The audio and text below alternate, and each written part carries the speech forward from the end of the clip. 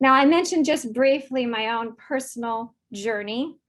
I came to January. I was still reluctant, vaccine hesitant come January. I figured I was the very last person, the individual at my particular hospital that hasn't been vaccinated at that time. I had reached out to numerous colleagues, some within the Seventh-day Adventist community and some without. And the feeling was very consistent. Why have you not had the vaccine yet? Well, I have this question and that question. I don't want to be presumptuous on either side of the stick. I don't want to assume that I'm going to not get COVID, even though I'm exposed using God's, what I believe are wonderful remedies that he gave us in the Garden of Eden. And on the same side, I don't want to, as Pastor Wyatt Allen indicated, take anything into my body that perhaps the Lord would not have me to do. And it took some time. I actually was signed up. I'm going to tell you just a very quick testimony. I was signed up to get the Pfizer vaccine at 3 p.m. post call.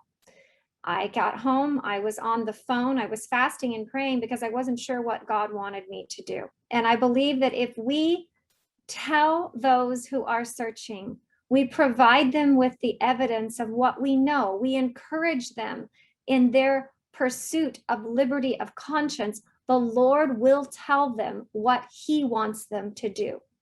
And so I was fasting and praying this one particular Monday morning, and I got a couple of my friends on the phone, Luke and Susan Skelton of Good News TV, and they were praying with me.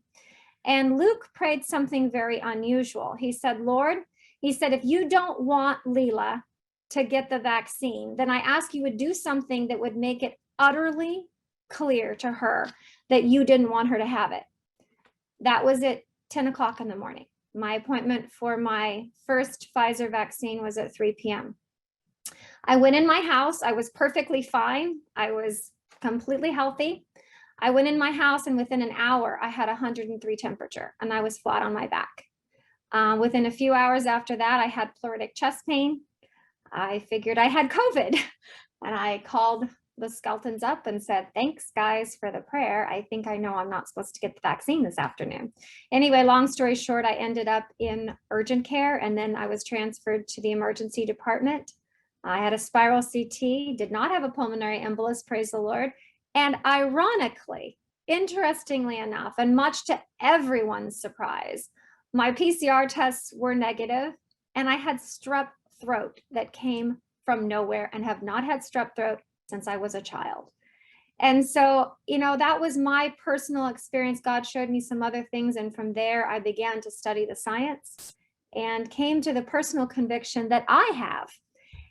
A lot of the information that I found very interesting began to come out of my friendship with a Dr. Lionel Lee, who connected me to my now very good friend.